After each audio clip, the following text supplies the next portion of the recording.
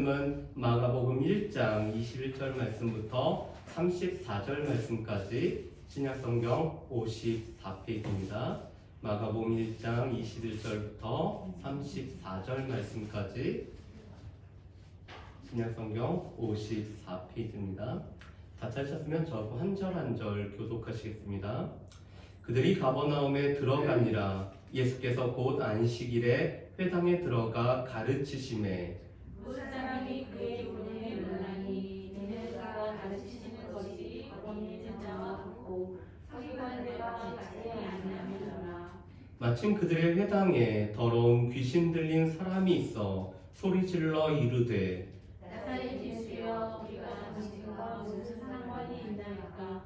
우리를 멸하러 왔나이까? 나는 당신이 부르는 사람이니 하나님의 거룩한 자라니이다. 예수께서 꾸짖어 이르시되 잠잠하고 그 사람에게서 나오라 하시니 더러운 귀신이 그 사람에게 권면을 일으키고 큰 소리를 지르며 나오는지라. 다 놀라 서로 물어 이르되 이는 어찌미냐 권세 있는 새 교훈이로다.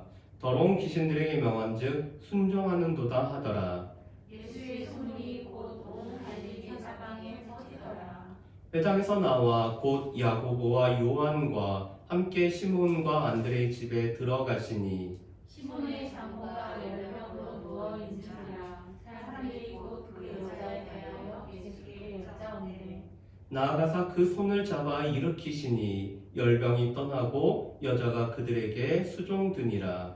저물어 했을 때 모든 병자와 귀신 들린 자를 예수께 데려오니 온 동네가 그 문 앞에 모였더라.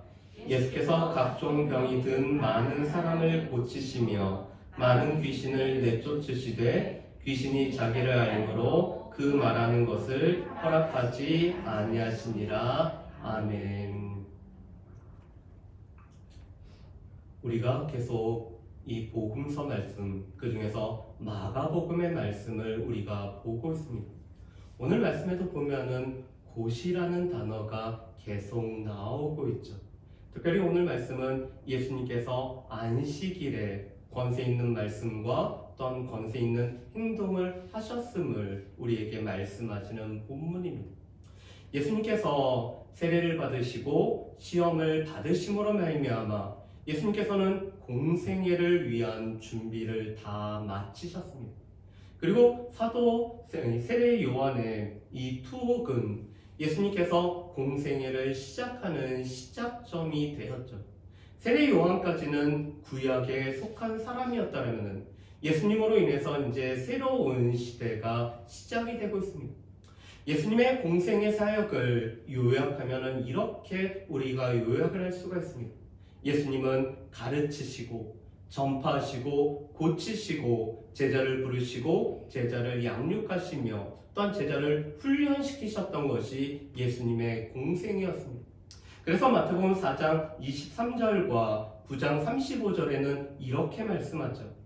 예수께서 온 갈릴리에 두루 다니사 그들의 회당에서 가르치시며 천국 복음을 전파하시며 백성 중에 모든 병과 모든 약한 것을 고치시니 아멘. 예수님께서는 갈릴리와 예루살렘을 두루 다니시면서 회당에서는 가르치셨고 천국 복음을 전파하셨으며 모든 사람들의 모든 약한 병과 모든 귀신들을 고치셨다라고 말씀을 합니다. 그래서 우리가 지난주에도 때가 찼고 천국이 가까이 왔기 때문에 회개하고 복음을 믿으라라는 이 주님의 복음 전파를 우리가 같이 봤습니다. 그뿐만 아니라 예수님은 예수님과 함께 주의 일을 감당할 제자들을 부르시고 예수님과 함께함으로 말미암아 제자는 예수님과 함께 살아가는 사람들임을 우리에게 보여주셨죠. 예수님께서 오늘은 회당에서 가르치고 계십니다. 오늘 말씀에 보면은 예수님이 가버나움에 안식일에 회당에 들어가서 가르치셨다라고 말씀을 합니다. 여러분, 이 회당이라는 것은 구약 성경에서는 나오지 않는 신약에 들어서 오늘 생겨나는 것이 회당입니다. 그렇지만 이 회당은 정확하게는 이 유대인들이 바벨론으로 포로로 끌려갔을 때 바르벨론에서 오늘 10명의 유대인 남자가 있으면은 오늘 그들이 하나의 장소에서 회당으로 모였던 것을 보게 됩니다. 유대인들은 이 회당을 세 가지로 불렀습니다. 기도의 집으로 부르고, 집회의 집으로 부르고, 또한 학습의 집으로 불렀습니다. 이것은 회당이란 것이 무엇을 의미하는지를 나타내고 있습니다. 포로로 끌려갔고 예루살렘 성전이 무너졌기 때문에 더 이상 제사를 드릴 수 없었던 이 유대 남자들은 기도하는 집으로 함께 모여서 오늘 하나님 앞에 그들의 문제를 가지고 나아갔습니다. 그뿐만 아니라 집회의 집으로 모여서 그들이 함께 집회를 하며 또 하나님을 찬양하고 경배할 뿐만 아니라 그들의 공동체의 문제들을 오늘 해결하는 장소로서 이 회당에 모였죠. 그리고 무엇보다도 학습의 집이었습니다. 학습의 집이었다는 것은 율법을 선포하고 율법을 가르치고 율법을 배우는 집이 바로 이 회당이었다는 것입니다. 그래서 회당은 유대인 남자가 10명이면 이 구성이 되기 때문에 오늘 갈릴리 각 마을과 또한 유대 각 지역에는 회당이 조직이 되어서 이 회당에서 함께 율법을 나누는 시간들을 가졌습니다. 그래서 어떻게 보면은 이 유대 공동체는 전에는 제사와 제의의 공동체였다면은 이 율법을 중심으로 해서 체계 공동체로 전환되는 과정에 나타나는 것이 바로 이 회당이라는 조직이었습니다. 그래서 회당에서는 랍비들에게 말씀을 가르치는 시간들을 허락했습니다. 아니면은 이 회당을 방문하는 오늘 특별한 분들에게 이 말씀을 가르치는 시간들을 허락했죠. 그래서 예수님도 이 가버나움에 오늘 회당에 들어가셨을 때 오늘 예수님에게 이 말씀을 가르치는 시간들을 오늘 예수님에게 허락했던 것을 보게 됩니다. 당신은 우리와 같이 책이 아니라 두루마리로 성경이 되어 있기 때문에 예수님은 이 두루마리를 피시고 오늘 말씀을 전파하시는 모습을 보게 됩니다. 특별히 예수님께서는 이사야의 말씀이 너희에게 오늘 그대로 응하였다라고 오늘 선포하셨던 모습도 우리가 볼 수가 있습니다. 그런데 이 예수님의 말씀을 들은 사람들의 반응이 오늘 나타나 있습니다. 여러분 우리 말씀을 한번 보실까요? 우리 22절 말씀을 우리 같이 한번 봤으면 좋겠습니다. 22절 말씀 우리 같이 한번 읽어보실까요? 뭇 사람이 그의 교훈에 놀라니 이는 그가 가르치는 것이 권 있는 자와 같고 서기관들과 같지 아니함일러라. 아멘.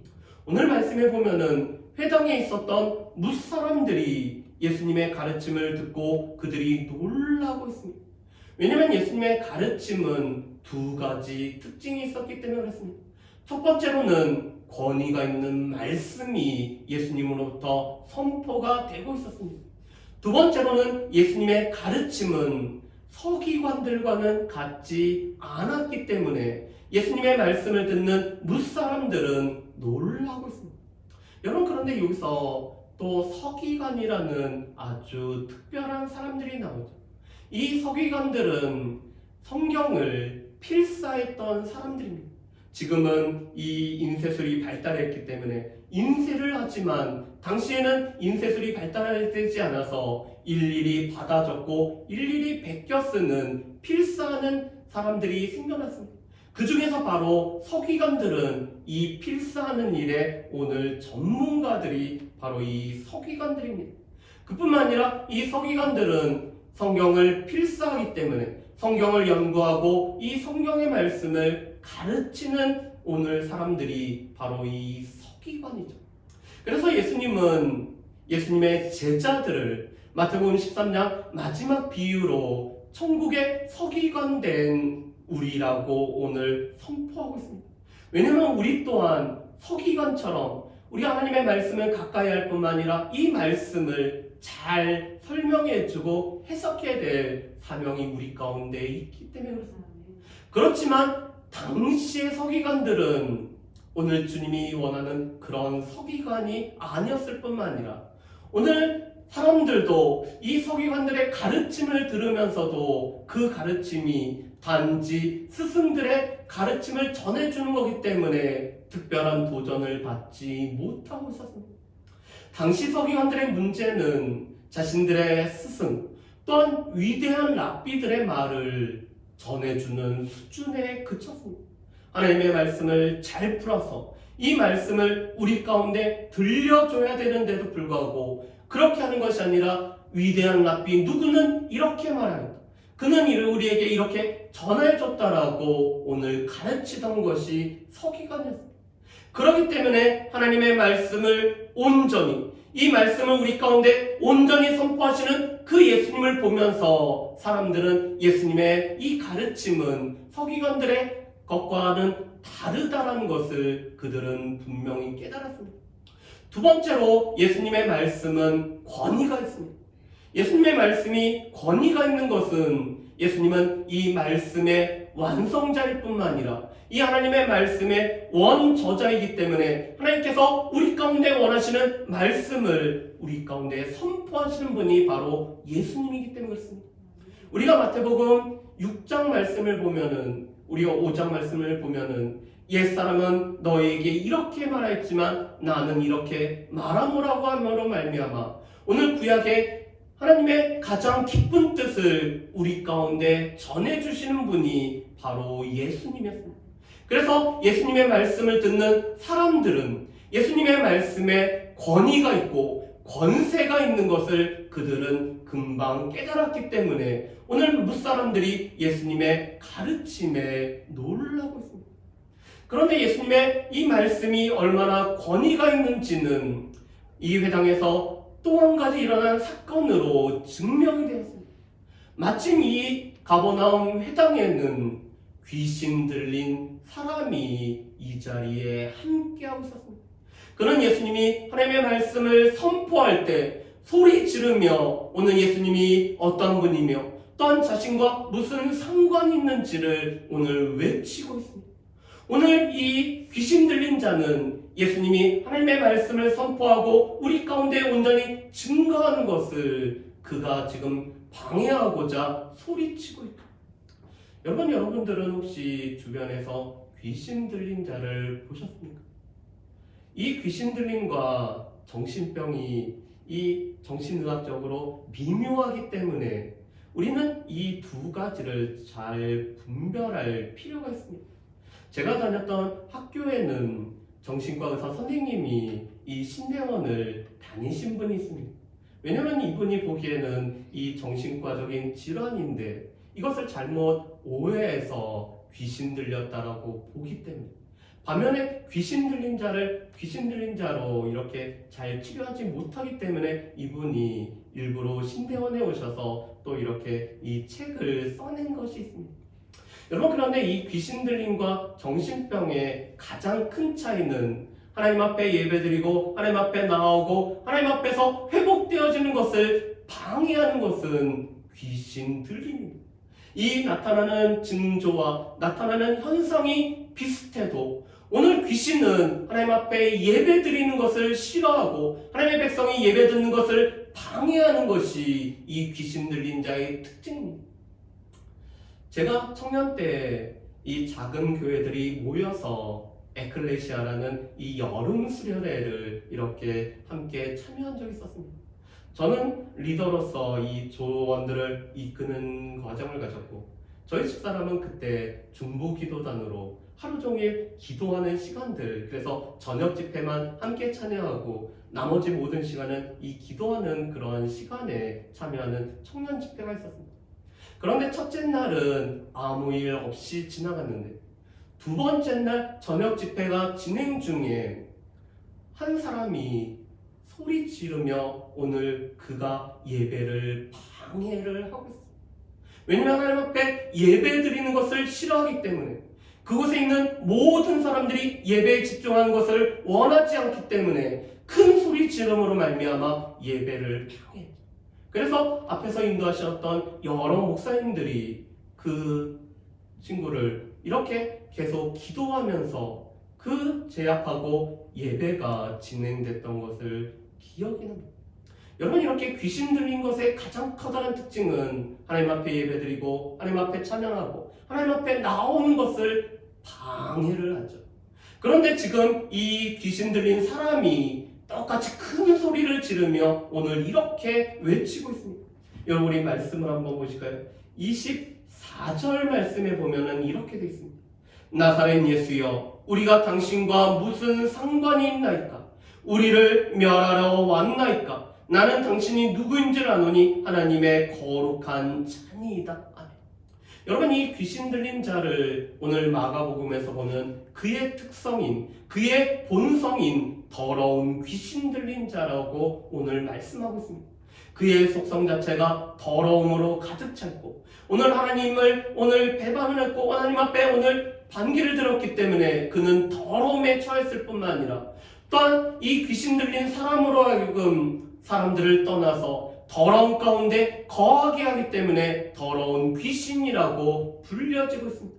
우리가 나중에 보면은 이 거라사 광인을 보게 될 터인데 이 귀신 들린 거라사의 광인은 사람들과 함께 했던 이 마을을 떠나서 당시 사람들이 부정하게 여겼던 무덤가에 살 뿐만 아니라 쇠사슬로도 자신을 제어하지 못하고 큰 소리를 지르며 자신의 몸을 차해했던 모습을 우리가 보게 됩니다.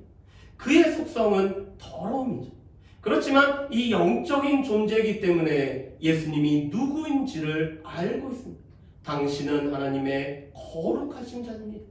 그렇지만 하나님의 거룩하신 분과 더러운 자신을 이 본성적으로 알기 때문에 예수님으로부터 예수님 앞에서 쫓겨날 것을 알고 있기 때문에 당신은 나와 무슨 상관이 있나이까? 당신은 나를 멸하러 왔나이까? 라고 오늘 이렇게 말하고 있죠.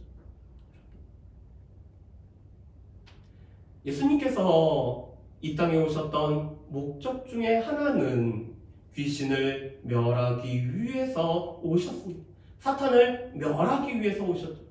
그래서 요한일서 3장 8절 말씀에 보면은 예수님이 이 땅에 오셨던 이유 중에 하나는 사단을 멸하심으로 말미암아 이 사단으로 인해서 오늘 종노릇하는 우리를 자유케 해서 우리가 이제는 이 귀신하고 상관없는 회복되어지는 인생을 살도록 예수님이 이 땅 가운데 오셨음을 말씀을 하고 있습니다.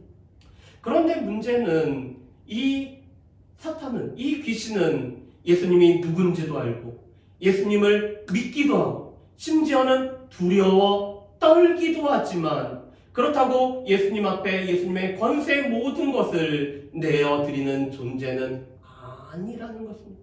물론 예수님의 말씀에 굴복을 할 수밖에 없기 때문에 사람들이 보기에는 예수님의 말씀에 순종하는 것 같지만 오늘 예수님 앞에 온전한 자리를 내어드리지 않는 존재가 바로 이 귀신, 마귀의 모습이죠. 그래서 야고보서 2장 29절 말씀에 보면은 이 귀신은 믿고 두려워서 떤다라고 그렇지만 그것으로 끝나버린다라고 우리에게 분명히 말씀을 하고 있습니다. 그럼 이 귀신 들린 자에게 예수님께서는 꾸짖으시고 잠잠하고 그 사람에게 나오라고 명령을 하고 계십니다. 오늘 예수님은 이 귀신 들린 자에게 타협을 하거나 오늘 그에게 다른 조건을 제시하는 게 아니라 이 사람에게 나오라고 명하시며 그를 꾸짖으시. 그리고 이 꾸짖음에 오늘 이 귀신 들린 자는 이 귀신은 더 이상 어찌할 수가 없기 때문에 이 사람에게 나오고 있습니다.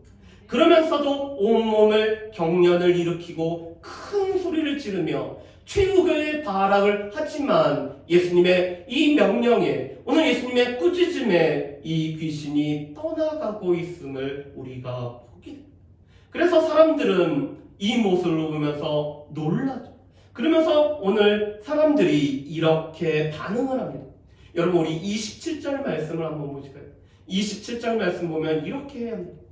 다 놀라 서로 물어 이르되 이는 어찌니냐 권세 있는 새 교훈이로다. 더러운 귀신들에게 명한즉 순종하는도다 하더라. 아멘. 여러분 오늘 마가복음에서는 또한 사람들은 예수님이 귀신을 쫓은 것을 보고 이 권위 있는 새 교훈이라고 말씀합니다. 왜 그럴까요? 오늘 예수님의 말씀이 권위 있는 말씀이며 오늘 서기관들과 다른 말씀이었기 때문에 그 말씀이 권위가 있다는 것은 오늘 귀신이 쫓겨남으로 말미암아 예수님의 말씀이 권위가 있다는 것이 증명이 되었기 때문에 사람들은 예수님이 행하신 이 일을 보면서 권세 있는 새 교훈이더라고 오늘 그들은 외칠 수밖에 없었습니다. 그리고 그들이 보기에는 귀신들도 이 예수님에게 명하신 즉 순종하는도다라고 오늘 그들이 반응을 하고 있죠. 안식일에 예수님은 이 안식일에 회당을 나와서 오늘 시몬과 안드레의 집으로 오늘 제자들과 함께 가고 있습니다. 그런데 이 집에는 시몬 베드로의 장모가 열병으로 누워 있었고 사람들은 예수님께 여러 가지를 여짜옵죠. 아마도 예수님께서 오늘 회당에서 귀신 들린 자를 오늘 고치시는 모습을 보고 베드로의 장모도 오늘 고쳐주시기를 구한 것 같습니다. 그랬을 때 예수님께서 이 열병 걸린 여인의 손을 잡고 일으키셨을 때 열병이 떠나고 오늘 그가 사람들을 수종을 들고 있죠. 여러분, 그런데 여기서 우리가 열병에 관한 당시 사람들의 생각을 우리가 좀 살펴봤으면 좋겠습니다. 당시 사람들은 이 열병은 하나님의 계명을 지키지 않는 자들에게 주어지는 하나님의 징계라고 오늘 그들은 받아들이고 있었습니다. 왜냐하면 레위기 26장 15절에서 16절 말씀, 신명기 28장 22절 말씀은 오늘 하나님의 계명을 어겼을 때 하나님께서 내리는 징계 중에 하나가 바로 이 열병이었기 때문에 그렇습니다. 그래서 아마도 오늘 이 시몬의 장모가 열병에 걸렸다라고 생각했을 때 그들은 하나님의 징계를 지금 이 여인이 받고 있지만 예수님께서 도와주실 수 있다면 도와주시기를 구하고 있는 거죠. 그런데 하나님만이 하시는 오늘 예수님이 이 여인의 손을 잡았을 때 열병이 떠났습니다. 그렇다는 것은 오늘 이 사건을 목격한 사람들에게는 예수님은 누구실까라는 더 궁금증이 생기고 또 예수님의 여러 행하심을 보면서 이제는 예수님이 누구신지 아는 대로 발전이 되고 있죠. 또 우리가 여기서 한 가지 살펴볼 것은 예수님께서 이 열병 걸린 여인의 손을 잡고 일으키셨다는 것입니다. 그런데 당시 사람들은 열병이나 이렇게 우리 몸에 부정함을 입은 것은 다른 사람들이 만지면은 부정함이 전달된다고 옮겨진다라고 생각을 했습니다. 그래서 나병 환자들은 멀리 서서 부정하다 외침으로 말미암아 어떤 사람도 자기와 오늘 이 만나지 않기를 오늘 부정한 것을 접촉하지 않도록 오늘 그들이 하고 있었죠. 특별히 이 당시에 무덤은 동굴이나 이 평평한 길에 만들었는데 거기다 회치를 함으로 말미암아 여기는 무덤이라는 것을 알고 사람들이 부정함에 접촉하지 못하도록 했습니다. 이것은 바로 당시 사람들의 생각이죠. 그런데 이것을 잘 보여주는 말씀이 학개 2장 11절부터 13절에 나옵니다. 학개 선지자가 하나님의 말씀을 통해서 당시 제사장들에게 이렇게 물어봅니다. 거룩한 고기를 이렇게 싸고 있으면 이 거룩한 고기 때문에 싼 곳이 거룩이 되느냐고 물어봅니다. 또 부정한 이 시체를 만져서 부정한 사람이 다른 것을 만지면 부정하게 되는지를 물어보죠. 그랬더니 제사장들이 이렇게 대답을 합니다. 아무리 거룩한 것을 싸서 이 거룩한 것에 오늘 접촉이 돼도 거룩이 옮겨지지 않고 대신 부정함을 만진 사람이 다른 것을 만지면 부정함이 옮겨진다라고 대답을 합니다. 이게 바로 당시 구약에 속했던 사람들 그리고 당시 유대인들이 생각했던 바였습니다. 그래서 지금 예수님이 열병에 걸린 여인의 손을 잡았다는 것은 그들의 보기에는 예수님이 지금 부정한 것을 만진 것이었습니다. 그런데 부정한 것을 만지면 예수님이 부정해져야 된다고 생각했는데 오히려 열병이 떠나고 오늘 이 여인이 깨끗하게 고침을 받았다는 것은 부정함이 예수님을 오늘 부정케 하는 것이 아니라 오히려 거룩하신 예수님이 이 여인을 새롭게 할 뿐만 아니라 오늘 고치시고 회복해 하신다는 것을 나타내는 놀라운 행동임을 볼 수가 있습니다. 여러분, 우리가 기억할 것은 우리는 무언가를 거룩하게 할 수가 없죠. 그렇지만 거룩하신 예수님은 우리를 거룩하게 하시는 분입니다.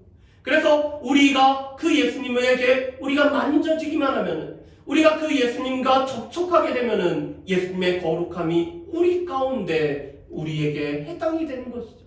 그래서 오늘 이 사람들과의 생각과는 다르게 예수님은 이 여인을 고치고 계십니다. 해가 질 때, 오늘 저녁 때 많은 사람들이 저물어서 해가 저물 때 예수님께 많은 병자들과 오늘 이 귀신 들린 사람들을 예수님께 데리고 오고 있습니다. 왜냐하면 안식일이었기 때문에 안식일 중에는 오늘 병자들을, 귀신 들린 자를 옮길 수가 없어서 날이 저물 때까지 그들이 기다리다가 예수님께 이 병든 자들과 귀신 들린 자들을 데리고 갔습니다. 그랬을 때 예수님은 각종 병든 자들을 고치시고 귀신 들린 자를 오늘 깨끗하게 할 뿐만 아니라 오늘 귀신에게 잠잠해서, 오늘 귀신이 예수님이 누군지 알매도 불구하고 잠잠하라 꾸짖으시며 명하고 계십니다. 왜 그럴까요? 귀신이 예수님을 알고 두려워하고 믿고 떨어도 오늘 예수님을 온전히 인정하고 예수님 앞에 모든 것을 내어드리지 않는 존재이기 때문에 예수님이 자신이 누군지를 선포할 뿐만 아니라 예수님에 의해서 오늘 말씀을 들은 자들이 선포하기를 원하시기 때문에 오늘 귀신에게는 잠잠하라고 말씀을 하고 계시죠. 그렇다면은 이 권세 있는 말씀과 권세 있는 행동을 하신 예수님을 보면서 우리가 몇 가지 기억을 해야 될 것을 우리가 같이 나눴으면 좋겠습니다. 첫 번째로는 예수님의 공생애는 실은 예수님의 몸된 교회에 우리가 감당해야 될 사역인 것을 보고 예수님께서 오늘 가르치시고 전파하시고 고치시고 또 무엇보다도 제자를 오늘 양육하시고 훈련을 시키셨던 예수님의 모든 이 공생애는 예수님의 몸된 교회가 감당해야 될 사명입니다. 그래서 우리도 하나님의 복음을 가르칠 뿐만 아니라 하나님의 복음을 전파하고 예수님이 우리에게 주신 이 권능으로 오늘 고칠 뿐만 아니라 예수님의 제자를 우리가 부르고 또한 예수님의 제자로 양육해야 되는 사명이 우리 가운데 있다는 것입니다. 여러분, 교회가 이 땅에 존재하는, 교회가 이 땅에 세워진, 교회가 감당할 사명이 바로 예수님이 하신 일이 우리 교회가 해야 될 사명입니다. 그래서 우리 가운데도 가르치고 전파하고 고치고 또한 제자를 양육하는 이 사명을 감당해야 됩니다. 두 번째로 예수님의 이 말씀과 우리가 예수님의 이 능력 있는 권세 있는 행동을 우리가 집중하는 것은 이 말씀과 행동이 예수님이 누구신지를 우리 가운데 나타내기 때문에 그렇습니다. 우리가 예수님에 관해서 정확히 아는 것이 우리의 믿음의 근거가 되고 우리의 믿음의 내용이 되기 때문에 예수님은 어떠한 분이신지, 예수님은 권세 있는 말씀을 우리 가운데 행해 주시는 분이시며 또한 권세 있는 행동을 통해서 우리를 고치시는 분임을 우리는 분명히 알고 믿어야 됨을 우리는 분명히 해야 됩니다. 바라기는 우리 가운데 알고 믿고 나아갈 수 있기를 원합니다. 그런데 세 번째로는 반응입니다. 오늘 예수님의 권세 있는 말씀과 권세 있는 행동들의 반응이 나타나고 있죠. 많은 사람들은 놀라고 있습니다. 심지어 귀신 들린 자도 오늘 소리를 지르고 있죠. 그렇지만 귀신 들린 자는 그렇다고 예수님 앞에 온전히 굴복하고 예수님 앞에 온전히 예수님의 자리를 내어드리는 것은 아닙니다. 믿고 떨어도 거기에 불과한 것이 이 귀신이 갖고 있는 반응입니다. 반면에 예수님에 관해서 놀란 사람들은 예수님 앞에 오늘 날이 저물 때 오늘 그들의 병든 자를 데리고 오고 오늘 베드로의 장모가 오늘 열병에 걸렸을 때 예수님께 여쭈므로 말미암아 예수님 앞에 나오고 구할 뿐만 아니라 오늘 병이 나은 사람은 예수님 앞에 수종드는 반응을 보였다는 것입니다. 예수님의 권세에 올바로 반응하는 것. 그 예수님 앞에 우리의 문제를 가지고 나아가는 것을 뜻합니다. 우리가 예수님의 권세에 올바로 반응하는 것은 예수님께 우리의 것을 가지고 주님 앞에 구하는 것입니다. 우리가 예수님의 권세에 올바로 인정하는 것은 예수님이 우리를 깨끗하게 하고 우리를 고치시고 우리를 하나님의 말씀으로 먹이시고 우리 가운데 놀라운 일을 행하실 때 우리가 예수님을 섬기는 것이 올바른 반응인 것을 봅니다. 오늘 이 가버나움에 있는 많은 사람들은 예수님의 말씀을 듣고 예수님의 이 놀라운 권세를 보면서 오늘 그들의 이 병든 자들 데리고 옴으로 말미암아 오늘 바른 반응을 보였던 것을 볼 수가 있습니다. 바라기는 오직 예수교회의 모든 권속들은 예수님의 이 놀라운 말씀과 이 권세를 보면서 우리의 죄와 또한 우리의 이 질병과 우리의 모든 것을 고치실 수 있는 예수님을 보면서 예수님 앞에 나올 뿐만 아니라 예수님 앞에 구할 수 있는 저 여러분들 되시기를 주님의 이름으로 축복합니다. 우리 이 시간에 함께 우리 찬양하는 시간을 가졌으면 좋겠습니다. 예수님께서 내 힘이시고 내 기쁨이고 내 참소망이고 내 삶의 이유가 되십니다라는